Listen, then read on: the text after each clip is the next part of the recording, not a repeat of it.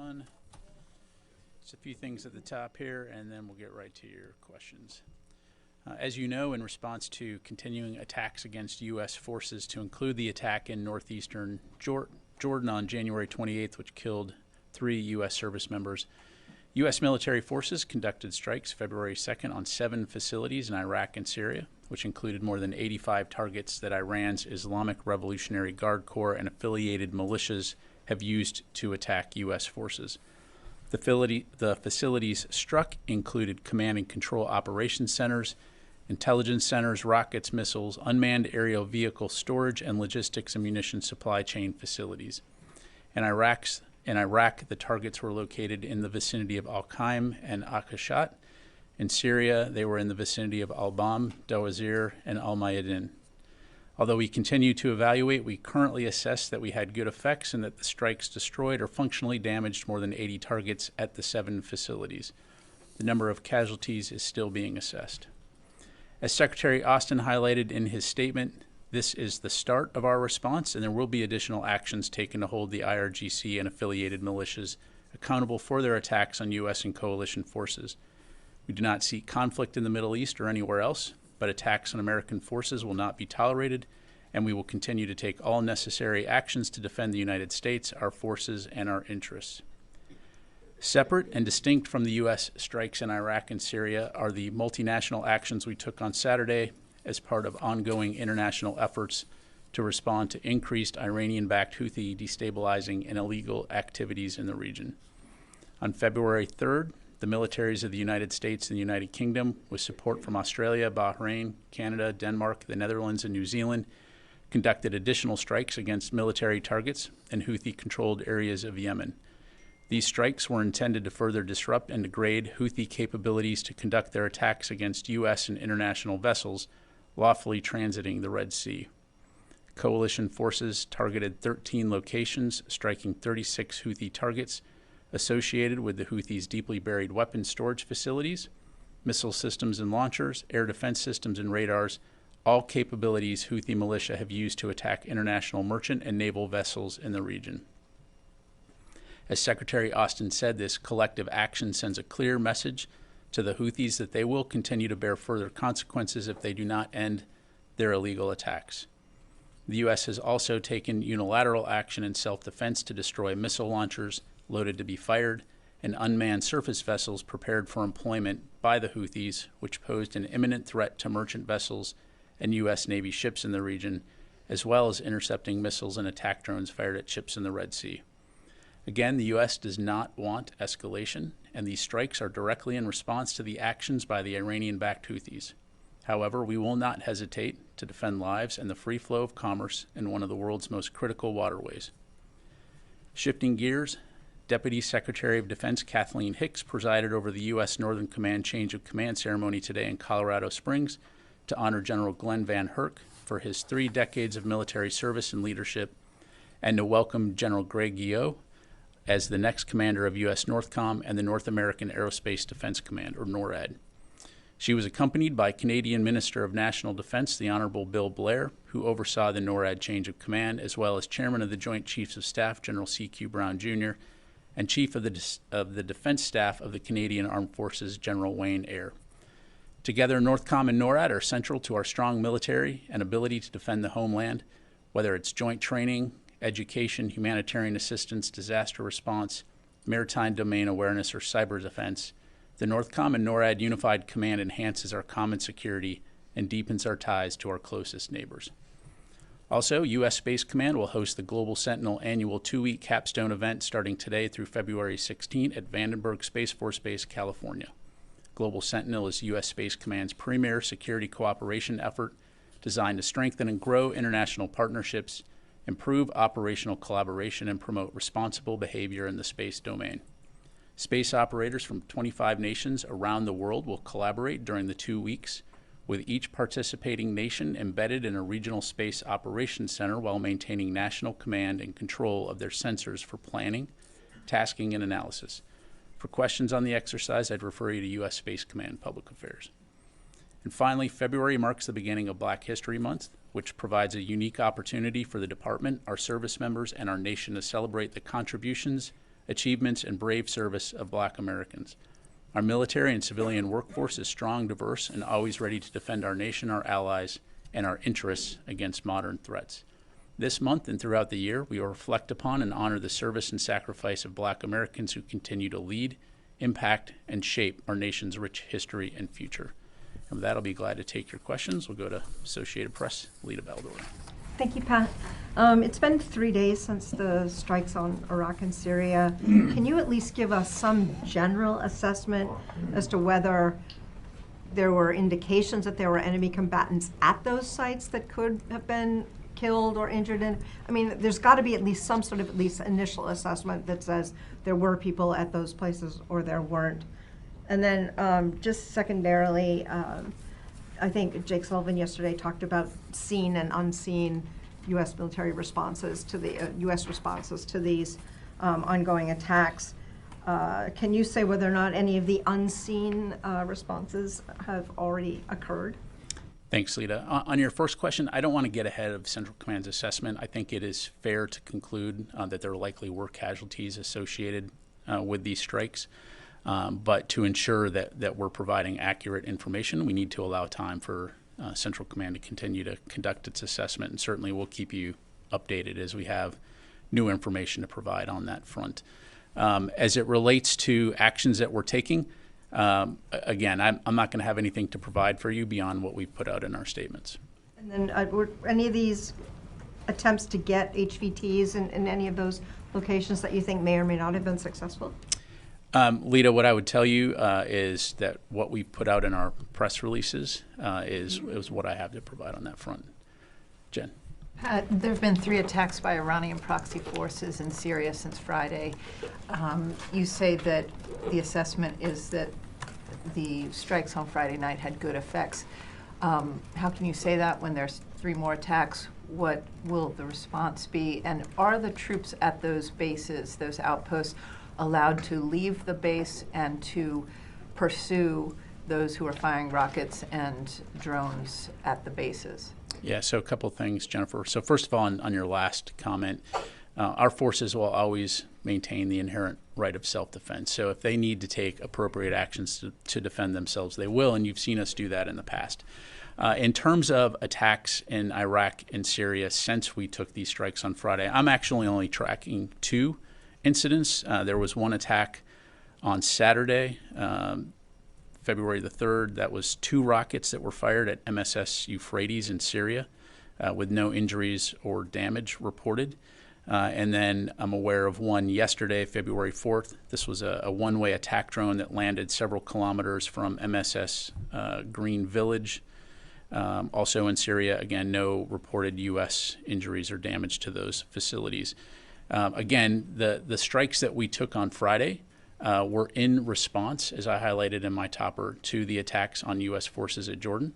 And again, we'll take necessary action to defend our forces. But Pat, I believe that there was a 3rd strike that killed 6 SDF Kurdish fighters. I think the one you're referring to is the latter one that I highlighted, and I am aware of those reports of Syria Democratic forces killed in that strike.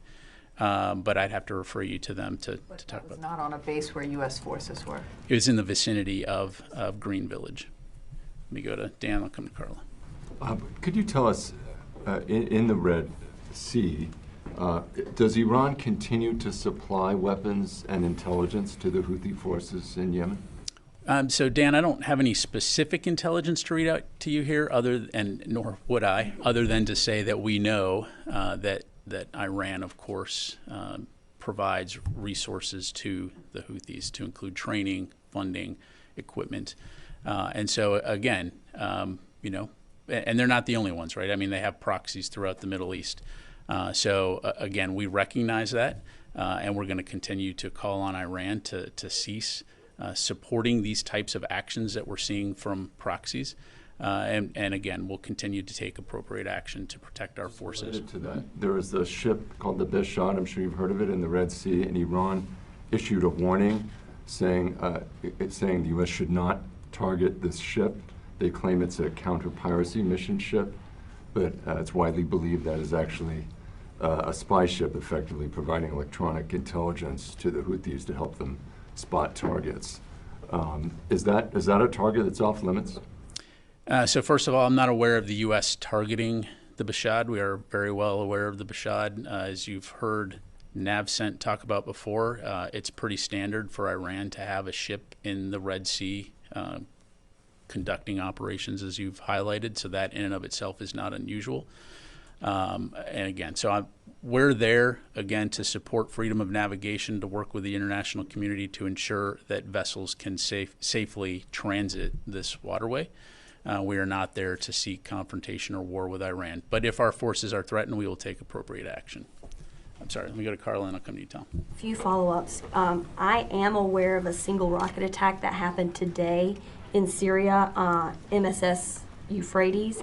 If you could take that to confirm that to us following this briefing, I would greatly appreciate it. I want to follow up on Jen's question about the attack at Omar oil field.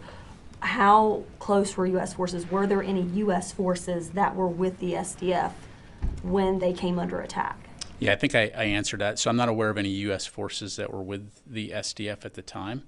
And this was this one-way attack drone landed several kilometers from Green Village.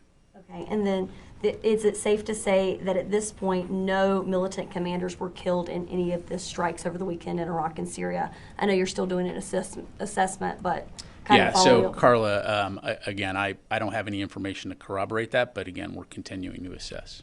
Okay, and then finally, with the two self-defense strikes that happened in Yemen where there were anti-ship missiles ready to launch, with the 3 attacks or 2 attacks, we're clearing that up, in Syria since the attacks in Iraq and Syria that the U.S. conducted. I'm sorry. Yeah, You're that's a crossing lot. streams here. That's 5 attacks. Is it safe to Are say you that talking about Iraq and Syria or Yemen? all of them? Is it safe to say that deterrence against Iranian-backed proxies in Yemen and Iraq and Syria is not working at this point? Because there were 2 rounds of strikes, and both of those proxy sets are still striking American forces, or still trying to strike American forces in international shipping lanes. Okay, so as it relates to Iraq and Syria, again, I'll just allow me to take a step back here. Again, our forces are there to conduct the Defeat ISIS mission. If our forces are attacked, we will, and in this case, when our forces were killed, we will take appropriate and necessary action. And as I highlighted in my topper, our responses are not complete. Again, I'm not going to telegraph or discuss what that may be, other than we'll conduct that at a time and place of our choosing. That is our focus. When it comes to the Red Sea, our focus is on working with international allies and partners to ensure that mariners can transit the Red Sea safely. Our focus when it comes to striking Houthi targets is to disrupt and degrade their capabilities. We don't seek an escalation with the Houthis. We're not at war with the Houthis. We're not seeking to go to war with the Houthis. But if they continue the attacks, we will continue to disrupt and degrade their capabilities. So they have capability. It would not be surprising to anyone if they attempt to conduct attacks in the future, but when they do, again, we'll take appropriate action, as we have been doing. And when we see an imminent threat to mariners, we will also take appropriate action, as in the case of the self-defense strikes. Let me go to Tom, then I'll come. Yeah, I need to get to some other questions. You hit 13 locations, 36 targets. 5 hours later, the Houthis fired a missile, and then more followed the following day. So what does that say about the effectiveness of U.S. strikes? And what are the consequences? Because they're already firing after your efforts. Yeah, well, the Houthis live in the same physical plane that we do, and they have a finite amount of capability. And the question is, how much of that capability do they want to sacrifice to a doomed cause? Because, again, we'll continue to diminish and disrupt that capability in the sake of working with international allies and partners to ensure that mariners can safely transit. It's a doomed cause because they're still striking. Well, I'll leave that to the Houthis to address. But again, they do have a finite amount of capability, and how much do they want to continue to sacrifice that capability for the sake of achieving something which ultimately will fail. Let me go to Missy. Hi, thanks, Pat. I have 2 process requests and then a question. On the process, is it possible to, CENTCOM has been putting out the Houthi attacks when they do their, but we haven't got, unless I'm missing it, we're not getting the same for the Iraq-Syria requests regularly, attacks by militants and American personnel or facilities in Iraq and Syria. It would be great if we could get the same on that. And also just a request again to see if we can get on the strikes on Yemen and then on Iraq and Syria, just get in the vicinity of locations, because that makes it a lot easier for us to cross-check stuff that we're hearing from the region. And then my question for you is, can you talk a little bit about how the department is seeing the fact that, you know, you're conducting these strikes in Iraq and Syria and against these Iranian-linked militants, but those militants are on the payroll of the Iraqi government. How are you guys approaching that fact? They're, officially part of Iraqi security forces. Some of the sites that you're hitting are described as, joint facilities that are used by these, officially, again, part of the Iraqi security forces. How are you all thinking about that? And what's the dialogue with the Iraqi government about that? Obviously, they've made their unhappiness known. Yeah.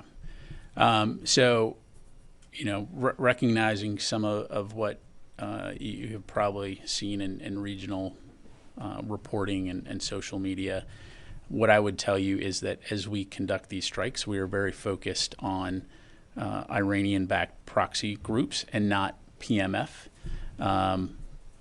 Again, that is our focus. It's not on striking ISF or Iraqi security forces or personnel that are part of the legitimate Iraqi security forces. So that includes groups like Kata'ib Hezbollah, Han, which we've talked about, and again, folks or militants that are associated with the IRGC. And so as we conduct our planning and our targeting and our operations, it is very deliberate and it is very carefully calculated to strike those capabilities. What was the second part of your question? That was just the question. How do you draw that line? Because my understanding is that at least a good part of those groups are part of the PMF, which is officially now part of the Iraqi government. Again, we're striking terrorist groups that are supported by the IRGC.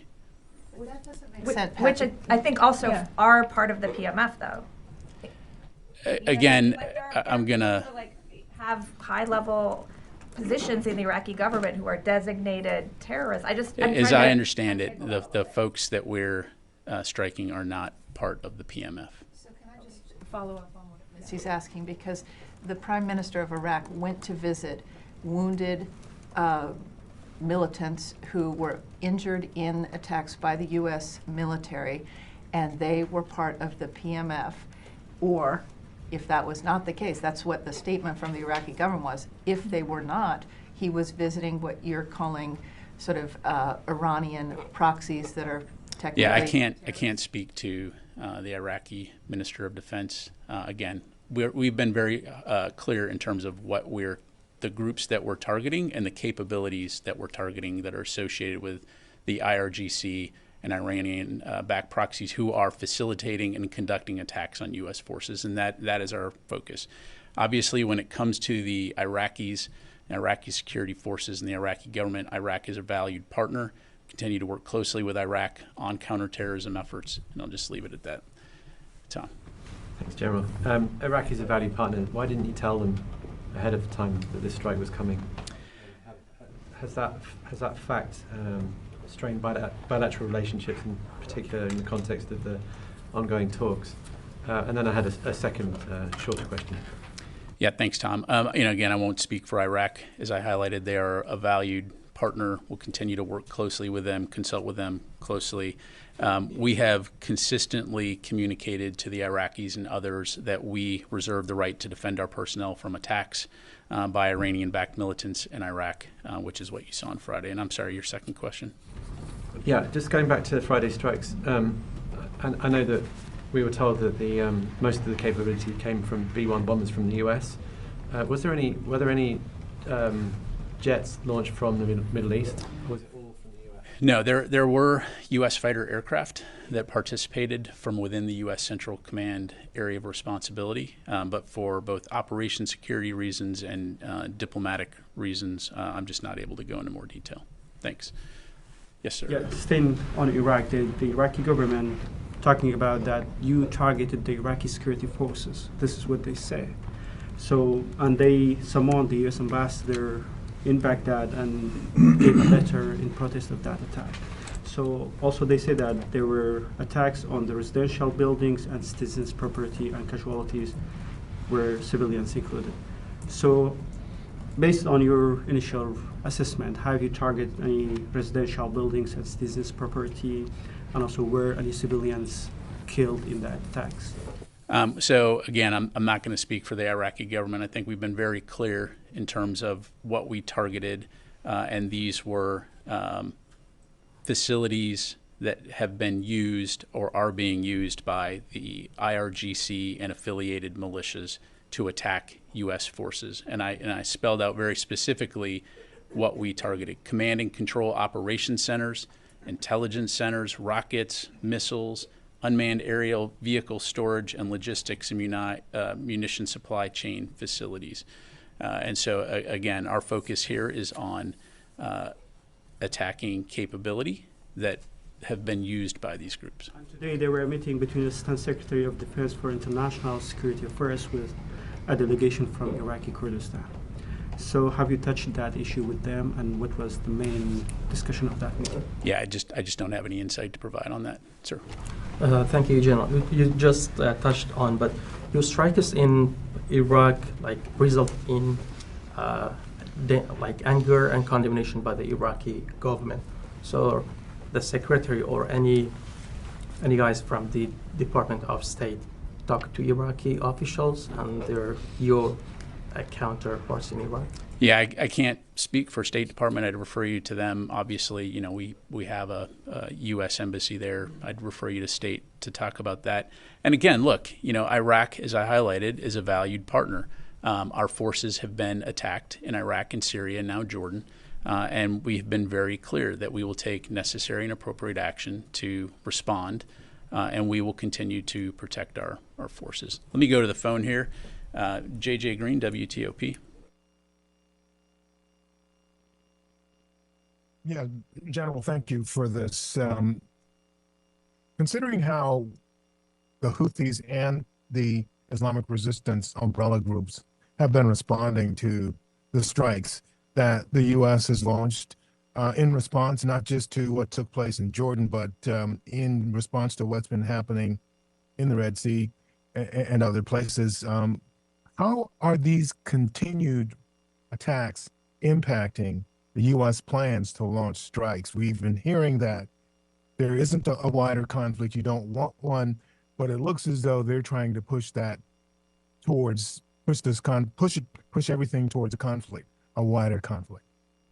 Yeah, thanks, JJ. Well, I mean, I think you're right in the sense that we do see these groups attempting to exploit tensions in the Middle East to serve various ends. In the case of Iraq and Syria, as I've highlighted before, we know that these groups have a stated goal of compelling the United States to leave the region.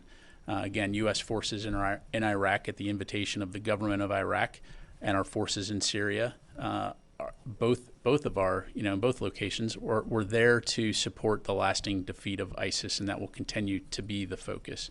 In the Red Sea, we've seen the Houthis continue to conduct strikes against international shipping and naval vessels affecting over 50 nations. And so we have a duty to respond to that and ensure that mariners can safely transit this waterway in the name of freedom of navigation. And so, again, we'll continue to stay focused on that. But it should be very clear that our goal here in both situations is to ensure security and stability in those regions. We're not seeking to escalate, but if our forces are threatened, as I've highlighted, we will respond appropriately. Let me come back into the room. Ashley. I wanted to follow up on the analysis into what happened at Tower 22. Where does that stand? Have you identified a group? How did the drone get in? Yeah, so I'd refer you to CENTCOM for any updates in terms of their review into the attack. As has been highlighted, we know this, according to our intelligence community, the Islamic resistance in Iraq is, the umbrella group is responsible. But again, bears the hallmarks of a group like Kataib Hezbollah. But again, that continues to be reviewed. On the counter sort of offensive in Iraq and Syria right now, could you sort of broadly lay out what are the goals and the measures of success? In terms of our response, yeah. So our goal is to conduct the Defeat ISIS mission in a way that's safe and secure for our forces that are in the region. As I've highlighted, if we continue to be attacked, we'll take appropriate action to defend our forces. With the counterattacks coming back, I mean, is that success? Again, we're going to take necessary actions to protect our forces. It's not unusual. I mean, you've been following this for a very long time. Whenever we conduct strikes, it's not unusual to see some type of immediate reaction, whether it's lobbing a mortar into the air just to say they did something. That said, again, it's dangerous and it's provocative and it's destabilizing. So if our forces are threatened, we'll take appropriate action. But to be clear, our goal is not to, okay, game on, let's just do this and go, full-scale war against Iranian proxy groups in Iraq and Syria. That's not what we're there for. We're there to conduct the mission in support of the defeat of ISIS. So, again, I've already highlighted what our focus is. Laura. Thank you. Can you please tell us, did any Iranians die in the attacks on Friday? So, Laura, as I understand it, CENTCOM is continuing to assess, but initial indications are we're not aware of any Iranians killed. But again, we'll continue to analyze, and as we have updates, we'll let you know. Oren? Second question. The U.S. officials have said there will be more, or the response will be continuing to the attack in Jordan. Are you, the Pentagon, planning for a long-term campaign in Iraq and Syria? So no, as I understand it, that's not the case. But again, I'm not going to get into specifics on what future operations could look like, other than to say they will be at a time and place of our choosing. Oren? You've now conducted 3 joint strikes on Houthi targets with the UK and a growing number of unilateral strikes. Given that Houthi attacks continue, can you say what the assessment is on how much of their weaponry you've been able to take away to this point? And then just one question, CENTCOM said on Saturday or after the strikes on Yemen that they struck facilities deep underground. Can you say what type of munition was used in that case, and if it's the first time we've seen that? Yeah, thanks, Oren. On your latter question, no, I'm not going to get into the specific weaponeering for our targeting. And then in terms of the degradation of capability, I don't have any statistics to pass along to you today, but certainly understand the interest in that. And as we have that information to provide, we certainly will. All that to say, as you highlighted, the 3 coalition strikes, plus at this point 14 U.S. unilateral strikes in self-defense, all add up to what we believe is degrading a significant amount of capability. Again, toward the end of disrupting and degrading their capability to conduct these kinds of attacks. So let me do a couple from the phone here. Howard Altman. Hey, thanks, Pat. Couple of things. Are you tracking any civilian casualties in the strikes from Friday night?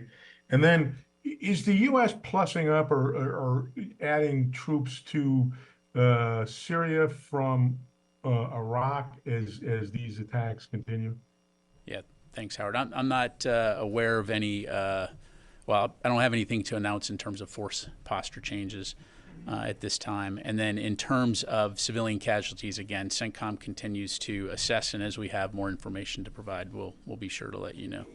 Again, as we conducted these strikes, as always, we took significant measures to minimize or mitigate any potential civilian harm. But again, as we have updates, we'll be sure to provide those. Let me go to Heather, USNI. Hi, thanks so much. Just to follow up on the strikes on Yemen, it seems that every time that the U.S. is constantly striking Yemen, and then Yemen or the Houthis then strike back on ships. So, is the United States having any effect on deterrence? It seems like the Houthis have come out and said that they're going to continue to do this until Israel stops bombing Gaza. So I guess what is the next steps here with the Houthis? Again, Heather, the focus here is on disrupting and degrading their capabilities to conduct these kinds of attacks. So we do assess that we are having an impact on their capability. Certainly everyone would like to see the Houthis stop these attacks, and we will continue to call on them to stop immediately. But if they don't, we will continue to take appropriate actions to not only defend international shipping and mariners transiting the Red Sea, but also continuing to degrade and disrupt their capabilities. Thank you very much, Phil. In the wake of the January 28th attack on the outpost in Jordan, has the U.S. military taken any steps in particular to improve safety for U.S. troops there or at other bases in the region? Yeah, thanks, Phil. So, broadly speaking, we're always going to take steps to protect our forces. As I'm sure you can appreciate, for operation security reasons, I'm just not able to go into specifics on what that may be, other than to say I can assure you that this is top of mind, not only for the Secretary of Defense, but also for General Carrillo. But not asking any specifics, I just asked whether you've done anything. We've taken appropriate measures, but that's about as specific as I can get. Okay. And then you said to Laura that that this was not an open-ended campaign, but I think a lot of people are wondering whether we're talking about a period of days or weeks, or whether or not we'll even know when this counter attack is over. What clarity can you provide? Yeah, again, we've been very clear that we are going to take appropriate action in response to the deaths of 3 of our service members, multiple wounded, and that we hold those accountable. Again, for operation security reasons, I'm just not going to go into timelines or forecast potential actions, again, other than we will conduct those operations in a time and manner of our choosing. Let me go to Constantine, do a couple more. Thank you, Pat. Just to follow up on Phil's point, I mean, so when these attacks all began in October, yourself, you announced that, we were sending units of Patriot and THAAD batteries to bolster air defenses in reaction to those strikes. Now, we're not getting any specifics. Is there a reason for that shift in messaging? Yeah, especially as we've seen these attacks. I just don't want to telegraph and highlight capabilities at these individual installations, especially when we have forces in harm's way. And as you recall, when we announced those deployments, those were coming from the United States into theater, but what we didn't tell you was specifically where those capabilities are going, and how they were going to be employed. And so again, if I'm one of those troopers on that base, I don't want to necessarily broadcast widely what capabilities we have, what capabilities we don't have. Also, those announcements included a significant number of forces associated with them, which is why we announced those deployments. And then just one last quick follow-up. Does the Pentagon feel that it has sufficient anti-drone capability in the theater right now? Again, I'm not going to get into readiness levels other than, we obviously understand that counter-drone is a significant requirement and something that I can assure you is taken very, very seriously. Will. Just to follow up on the questions on the duration of the strikes in this campaign, will the U.S. strikes continue as long as there are attacks on American personnel? Is that the end game to get this to zero? How is that defined, really? Well, we're going to take whatever necessary actions are required to protect our forces. Again, I don't want to get into hypotheticals. I don't want to predict the future. You have U.S. military forces that are there focused on the defeat ISIS mission. If those forces are threatened or harmed, we will take appropriate action. I'll just leave it at that. Fadi. Thank you, General. I want to go back to the Iraqi government statement that they put out. They called or described the strikes as act of aggression. They talked about the loss of 16 martyrs, including civilians, and 25 injured, damage to residential buildings and citizens' property. Can you confirm from the podium that no civilian harm occurred in these strikes in Iraq? Yeah, thanks, Fadi. I think I've answered that. We're continuing to assess. We always will take any reports of civilian casualties seriously, and we will provide you updates as it becomes available. At this point, you can't rule out this. Again, CENTCOM's continuing to assess it. And then, so the same statement said the international coalition has become a reason for endangering security and stability. Despite this protest from the Iraqi government and their assertion that what happened on Friday was targeting security forces, the same security forces that the Iraqi prime minister visited in the hospital, and despite the warning that these actions endanger the stability of Iraq, are you saying that the U.S. will continue strikes inside Iraq? Fadi, again, I can't speak for the government of Iraq. I'd refer you to them, obviously. When it comes to our operations and what we targeted and what we struck, I think I've been very clear what that is. And again, I'll emphasize that we greatly value Iraq as a partner. Their security and stability is vital to the broader region, and we'll continue to work closely with our Iraqi partners and continue to consult closely with them. But as we've said before, if our forces are threatened or harmed, we have to take appropriate action, and will take appropriate action going forward. Let me go to Mike, and I'll come to Wafa. Yes, sir. Thanks, Pat. Have you noticed any improvement in the commercial shipping situation in Aden, the Red Sea, since the United States has been conducting these retaliatory strikes against the Houthis? Yeah, Mike, I don't have any data in front of me in terms of commercial shipping rates. I'm sure that, commercial firms could provide that. I will tell you that NAVCENT regularly communicates with those shipping houses to ensure that we understand what their needs are, what their concerns are as we conduct Operation Prosperity Guardian. I am aware anecdotally of reports, as you know, of some companies choosing not to transit the Red Sea. But for those that do, Operation Prosperity Guardian, which is a defensive coalition, is there to ensure that there is joint security patrols in the vicinity should there be a requirement to defend those ships. So that will continue to be what we stay focused on. Wafa. Thank you, General. I have a follow-up on Iraq and then a different question. Has the HMC held any meetings since Friday strikes?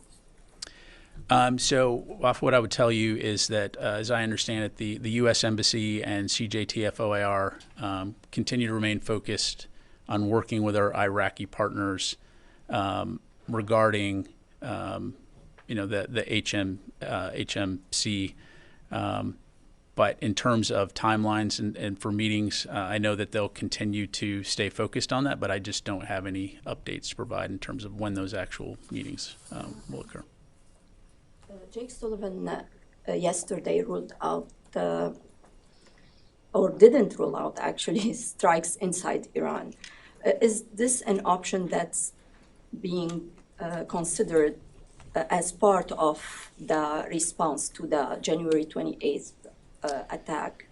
Well, I'm not going to speak for Mr. Sullivan. I think his words speak for themselves. As I highlighted earlier, we're not going to talk about or forecast any potential future operations other than to say there will be additional responses and that those will be at a time and place of our choosing. I would also, again, emphasize that we are not seeking escalation in the region, just the opposite, but that we won't hesitate to protect our forces. When it comes to Iran, red lines cannot be crossed because the risk of... again, I think I've been very clear what our focus is, and I think we've been very clear from this podium that we, the United States, the Department of Defense, do not seek war with Iran. But if our forces are threatened or attacked, we will take appropriate action. Time for a few more. We'll go to Jared, and then we'll finish here with Janie. Thanks. So on these separate efforts in Iraq and Syria, and then on the other hand, with the Houthis in Yemen, not to belabor the point, but if I can ask it a different way, is the department sufficiently confident in its intelligence on Houthi material and supply lines that these strikes can successfully attrit their capabilities in the coming months? Yeah, so Jared, what I would tell you, so first of all, I'm not going to talk about intelligence.